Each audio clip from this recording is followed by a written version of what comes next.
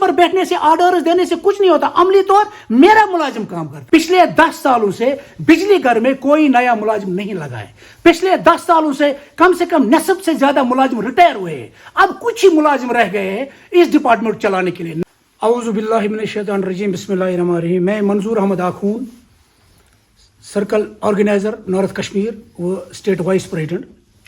آج 7 فروری 2026 کو بروز سنیچروار امر گڑھ سوپور میں ایک جنرل کونسل منعقد ہوا.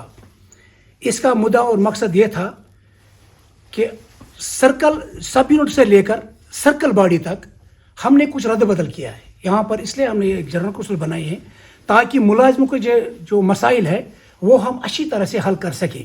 اس میں سرکل میں بھی کچھ چینجز ہوئی ہے, ڈسٹرکٹ میں بھی کچھ چینجز ہوئی ہے. ہم نے نئے چہرے سامنے لائے ہیں, ان کو موقع ملا ہے کام کرنے کا. آج یہ ایک کڑی تھی.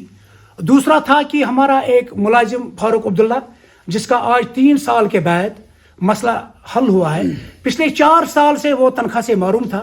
ہم شکر گزار ہیں اپنے قائد ناصر احمد بٹ صاحب جو الیکٹرک امپلائیز یونین کا صدر ہے, صدر مرکز ہے, اور اب چیئرمین محترم عابد پہلوان صاحب جس نے انتھک محنت کے بعد 3-4 مہینے کے بعد یہ مسئلہ حل ہوا ہے. ہم شکر گزار ہیں چیف انجینئر صاحب نثار صاحب کا.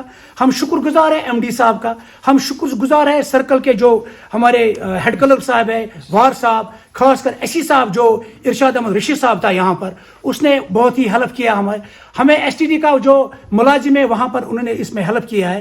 3 سال کے بعد فاروق عبداللہ کا آرڈر اجرا ہوا ہے 6 فروری کو.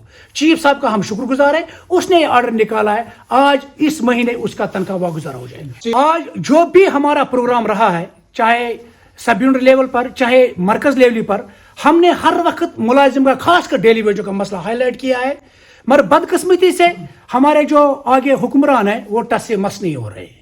حالانکہ ہیلمٹ جو ہے یہ ایک ملازم کے لیے ضروری ہے, خاص کر ڈیلی ویجوں کے جو پور کا کام کرتے ہیں, اور ہمیں آج تک کوئی سامان مہیا نہیں ہوا ہے. ڈویژن بارہمولہ میں, ڈویژن سوپور میں کچھ ہیلمٹس دیے گئے ہیں جو نہ ہونے کے برابر ہے. اگر کسی جگہ 50 ہیلمٹ کی ضرورت ہے وہاں پر 5 دیے گئے ہیں.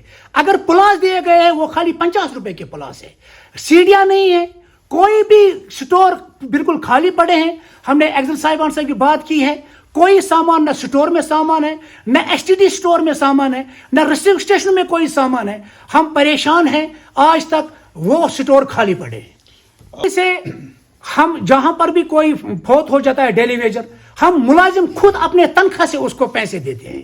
یہ المیہ ہے, ڈپارٹمنٹ کا کام کرتا ہے میرا ملازم, لیکن